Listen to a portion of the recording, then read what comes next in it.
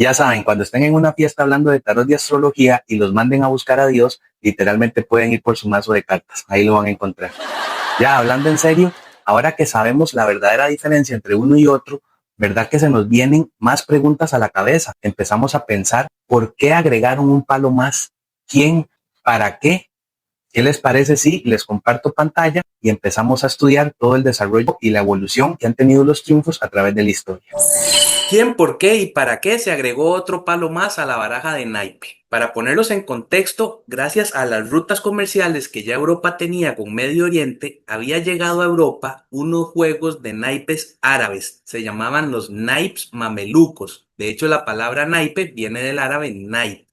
Así entonces, cada país en Europa, Alemania, Francia, España e Italia, iban adaptando los palos de esta baraja árabe a sus diferentes culturas y tradiciones. Por eso en Alemania tenemos los corazones, los cascabeles, las bellotas y las hojas. Y en España e Italia tenemos las copas, los oros, los bastos y las espadas. De hecho, Italia y España no cambian en nada a los palos con respecto a la baraja mameluca, pues son los mismos. La única diferencia es que en la baraja mameluca los bastos son bastones para jugar al polo. Ok, Europa lo que hizo fue cambiar bastón de polo por bastos. Entonces ya aquí, si somos observadores, podemos tener una pista de quién agregó el palo más a la baraja. Está entre España e Italia. ¿Ustedes qué creen? Bueno, las cortes italianas de el Renacimiento es donde nace el quinto palo. Hay informes contables hasta la fecha, uno específicamente de 1440, donde la tesorería de la corte, dirigida por el duque Lionello del Este, le paga 14 ducados al artista Jacobo de Barbieri para que pinte unos juegos de triunfo. Ahora respondamos las otras dos preguntas. ¿Para qué y por qué? ¿Qué acaso a la nobleza italiana, a los duques, no les alcanzaba ya los palos de la baraja tradicional para jugar al póker medieval? Tenemos otros registros, esta vez no de las cortes italianas, sino de las cortes españolas. El Consejo de Ciento, lo que hoy sería el gobierno catalán, había prohibido 100 años antes, en 1310, los juegos de azar por los problemas sociales que estaban generando. Si lo analizamos de cierta forma, los juegos tradicionales están relacionados a una energía densa, al vicio, a las apuestas, a los casinos. ¿Cuánta gente perdió su dinero en un casino o su casa en una apuesta? Estos juegos, si lo vemos, están diseñados para que triunfe la materia sobre el espíritu. Y precisamente por eso es que en las cortes europeas del Renacimiento se agrega el quinto palo, para que triunfe el espíritu por sobre la materia. Así como una mano está incompleta con 4 dedos, un juego de cartas también le va a hacer falta la quinta esencia, el espíritu que todo lo permea. Si ustedes ven, el quinto elemento es como el pulgar de nuestra mano, es el dedo que hace que nosotros como seres humanos estemos por encima de todas las otras especies. Es el que nos hace Homo sapiens, capaces de manejar herramientas. Precisamente, si le quitas el quinto elemento a una baraja, vas a perder la conciencia. Vas a tener, como dijimos, el triunfo de la materia sobre el espíritu. Eso es cuando vemos la estrella de 5 puntas invertida. Pero cuando tenemos la estrella de 5 puntas, el pentagrama hacia arriba, tenemos el triunfo del espíritu sobre la materia. Y precisamente esta es la principal razón del por qué se agregaron este palo adicional a la baraja europea. Acá en pantalla están viendo el primer tarot de la historia, el Visconti Sforza. Es tan antiguo que sus cartas ni siquiera se llaman arcanos, es de cuando todavía se llamaban triunfos. Obviamente el costo era muy alto y solo las clases sociales altas tenían acceso a este juego. El juego entonces era un objeto decorativo, ornamental, pero también lúdico, servía para jugar. Eso sí, para aprender jugando. ¿Qué aprendían? Mucha de la filosofía platónica. La nobleza italiana estaba obsesionada con el neoplatonismo que resurgía en Europa medieval. Por eso es que en los primeros triunfos vemos las 4 valores cardinales: justicia, prudencia, fuerza y templanza. Son 4 virtudes morales de conducta enunciadas por Platón. pero que posteriormente fueron tomadas o fueron apropiadas por el cristianismo. Por eso también en los primeros triunfos vemos una gran influencia cristiana en cartas como el Papa o la Papisa.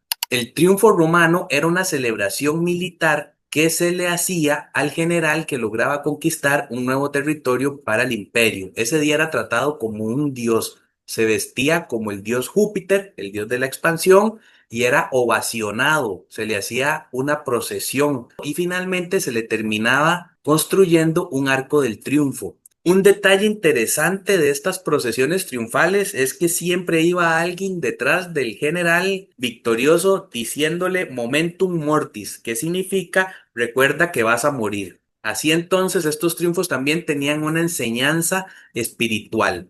Una vez que el Imperio Romano cae y el cristianismo es declarado como la religión triunfante, así entonces pasamos de los triunfos militares a los triunfos espirituales y tenemos la entrada triunfal de Cristo en Jerusalén, con su burrito y ya no con un carro militar. Así entonces el Imperio Romano pasó del Sol Invictus a la luz del mundo. El Sol Invictus era la antigua religión romana al sol, era un culto pagano, era el regreso de la luz. La fiesta del Sol Invictus se celebraba del 21 al 24, porque si lo ven acá en la foto, esas son las fechas donde el sol llega a su punto más bajo. Es como una muerte simbólica.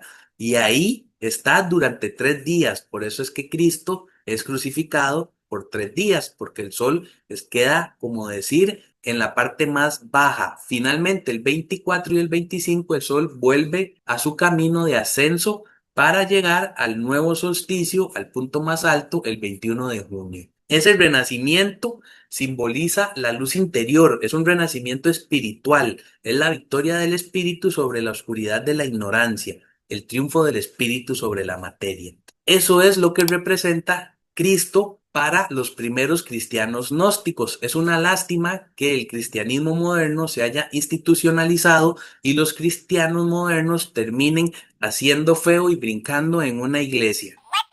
Así llegamos a los triunfos de Petrarca. Si los triunfos se espiritualizaron con el cristianismo, Petrarca los humanizó. Petrarca fue el primer poeta humanista de la historia. Acá en pantalla tenemos 3 imágenes de los triunfos de Petrarca. De izquierda a derecha, el triunfo del amor, la castidad y la eternidad. Los triunfos de Petrarca eran un poema alegórico en el que el amor, la castidad, la muerte, la fama, el tiempo y la eternidad se triunfaban unos a otros en una procesión. Y precisamente los nobles de Italia renacentista estaban obsesionados por estos poemas y por estas procesiones, sobre todo por la alegoría que había detrás de ellos, donde una fuerza iba triunfando sobre otra. Son los franceses los que modifican los triunfos a arcanos. Precisamente Antoine Corde de Gebelin es el primero en referirse a arcanos, que significa misterio, secreto o oculto. Ahí estuvo el tarot en las órdenes iniciáticas, por eso es que tenemos el tarot Rider y el tarot de Thoth, que ambos hasta la fecha son legados de esas órdenes de la Golden Dawn, pero con la llegada de los junguianos en los años 60 o 70, el tarot sale del closet de los ocultistas y llega a los consultorios de terapia. Así podemos ver entonces que actualmente los tarotistas modernos casi ninguno usa el término arcano. Ahora la mayoría habla de arquetipos. Y nosotros en la lectura de tarot del psiconauta les llamamos capacidades psicoespirituales. El gran triunfo es recuperar las 22 capacidades psicoespirituales que el sistema nos adormece con su pan y circo, tal como en la antigua Roma. Por eso, el triunfo del espíritu sobre la materia es, en esencia, el despertar de la conciencia en medio del mundo físico. Cuando hablamos del triunfo del espíritu sobre la materia, no nos referimos a negar lo material, sino a colocarlo en su justa jerarquía. La materia no es el enemigo del espíritu, es su vehículo. El problema aparece cuando el vehículo olvida al viajero, cuando el cuerpo olvida al alma. Cuando la estrella de 5 puntas apunta hacia arriba, el ser humano reconoce su naturaleza divina y usa los 4 elementos a su servicio. Cuando apunta hacia abajo, los elementos dominan al alma. El fuego se vuelve ira, el agua deseo, el aire confusión y la tierra apego. Si esta info te voló la mente, apenas es una parte. Pero si llegaste hasta acá es porque fijo te vibra el tarot. Si quieres el taller completo, escríbeme tarot al Instagram o al WhatsApp y te paso la info.